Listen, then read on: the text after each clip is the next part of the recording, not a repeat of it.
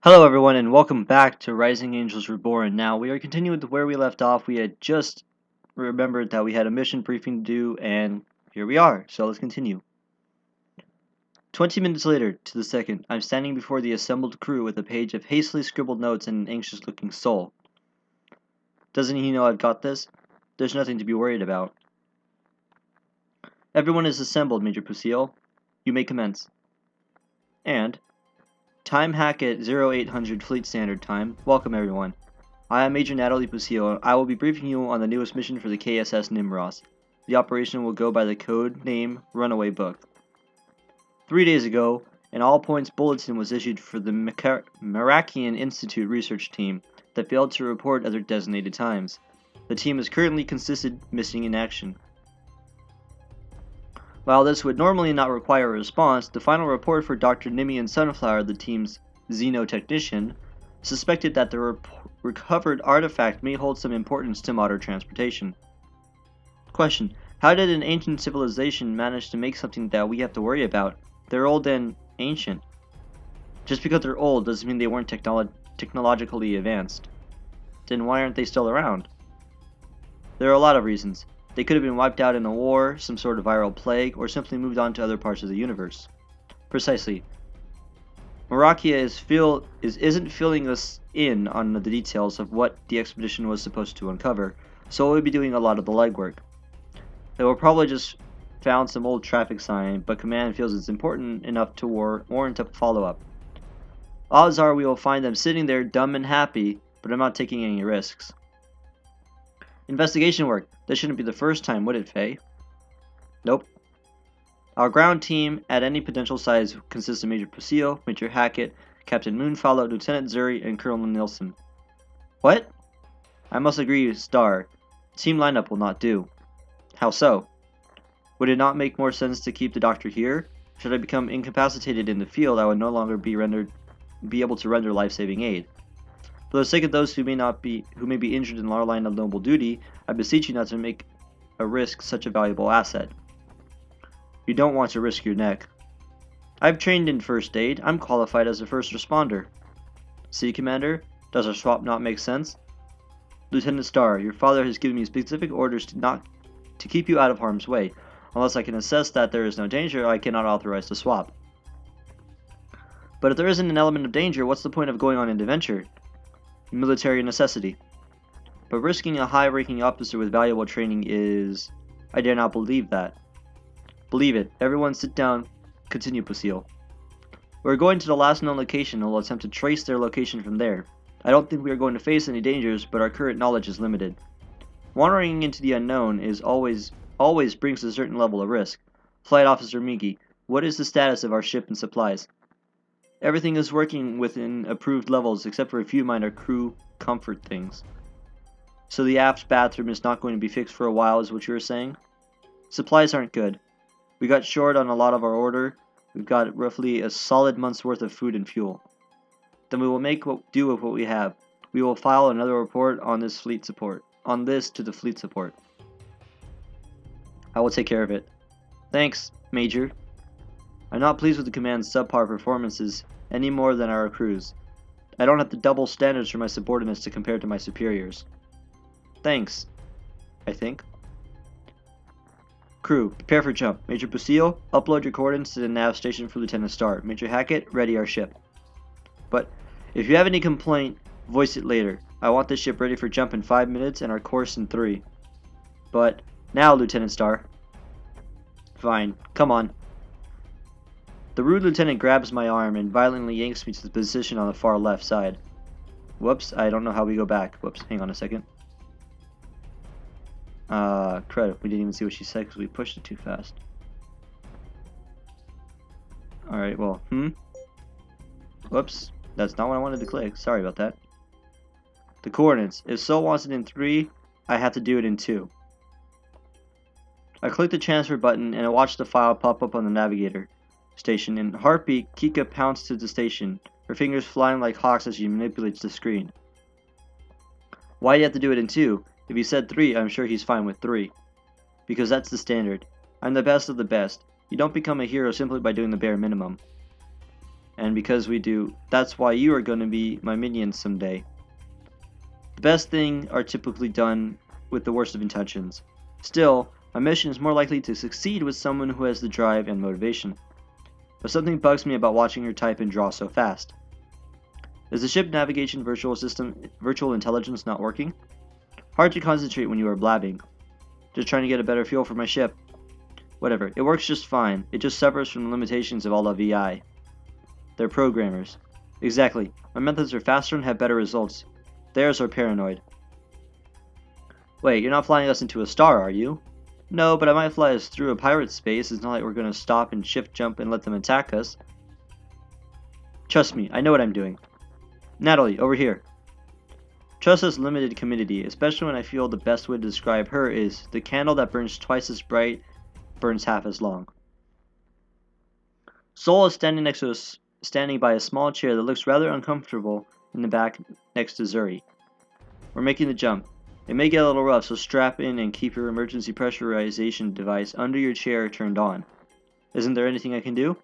Trust me, I'll make this a smooth one. Just sit back and watch.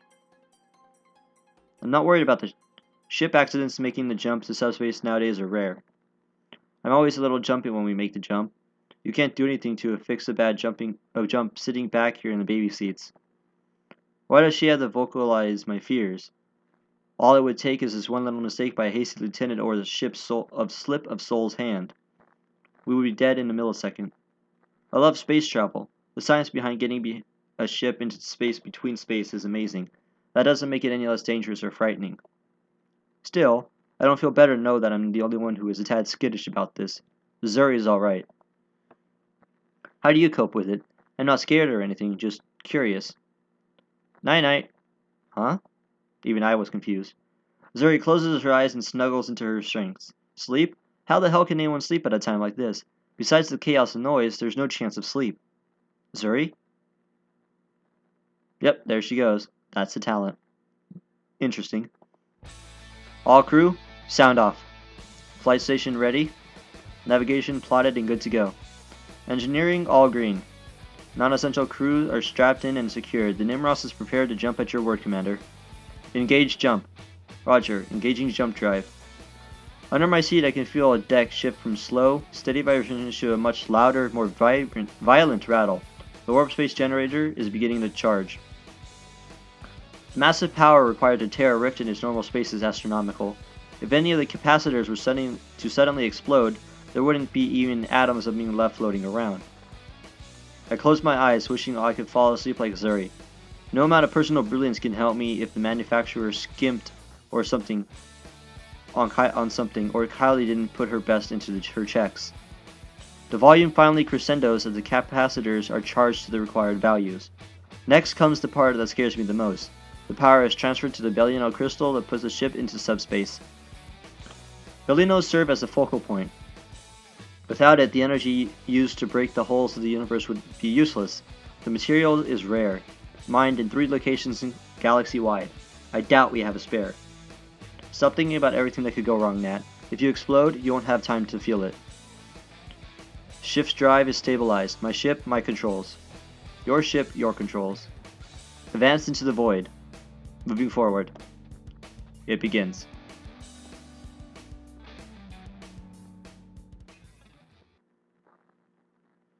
Alright, so I guess we're here. Background looks a little different, I think.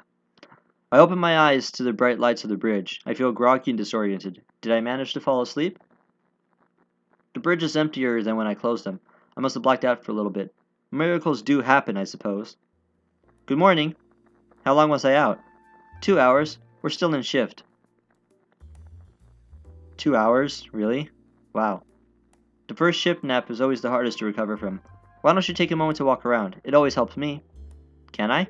Yep. You only have to be buckled up for the entry and exit of the subspace. It feels like someone beat me with a rubber mallet. I think I'll need to get better sleep tonight. It will increase my water intake. I think I'll go talk with some of the crew. That should help clear my head. Who should we talk with? Let's talk with Zuri, because she's actually really interesting. So, Zuri. How many ship jumps have you gone on? A couple dozen, I think.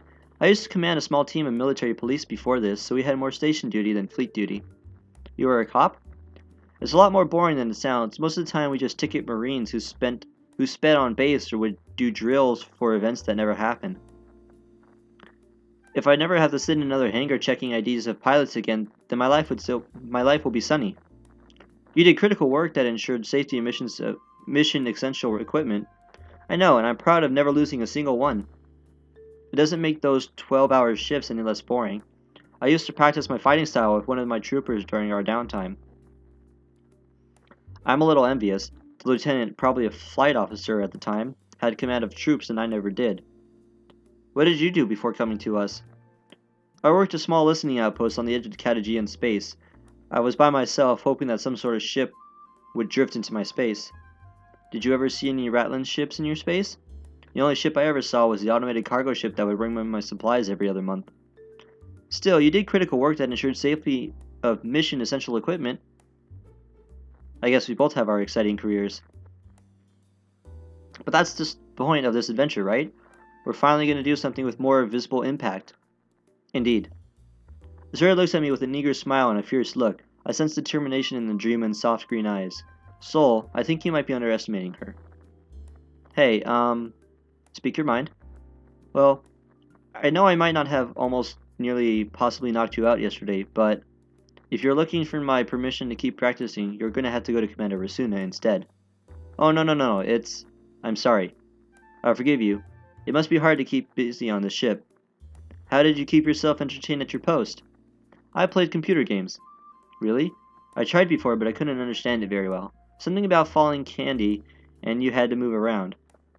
Candy Shop. I played it before. Is that supposed to be like Candy Crush? Really? Falling candy? Okay. It looked really fun. I just couldn't understand it. Perhaps. How about a trade? You teach me your martial arts and I'll teach you Candy Shop. I was worried you were going to ask me to teach you the flute. Wait, that's a much... Nope, too late. I accept your original offer. Could you at least play me a song sometime? Interesting. Never mind. The training is more than enough. The pain in her eyes whenever she talks about her music. Why? It's something to be proud of. I wish I could play such a beautiful, alluring music. She's so fortunate. Crew, resume your stations. Prepare for shift. I barely managed to strap myself in before the violent rattling starts up again. Clutching the straps while knuckled, all I can do is pray that we didn't damage some critical piece of the equipment during our shift in. If it didn't take a few thousand years to get from one place to another, I would never have such unreliable transportation. Why can't we have developed wormholes instead, point to point, all done? When I become fleet tactician, I'm going to devote all of my research to developing that technology. So much safer and quicker than this. It's okay, Nat, it's okay. Trust the ship, trust the maintenance, trust Sol and Alphonse. Okay, maybe life on that mudball had a few perks over being an adventurer. Are you alright? Fine. You don't look... If she said she's fine, she's fine. Oh. Nat, you gotta hang tough. Right, I can do this. After a few more seconds of fear-inducing vibrations, the ship returns to the normal convulsions of space travel. Not smooth, but not so terrifying that I can't focus on anything else. Alright, so we will stop this one here, because we are actually starting to go on our mission now. And hopefully, when we go into the next episode, we will be on our mission. So, thank you so much for watching, have a wonderful day, be safe, and I will see you in the next episode. Bye!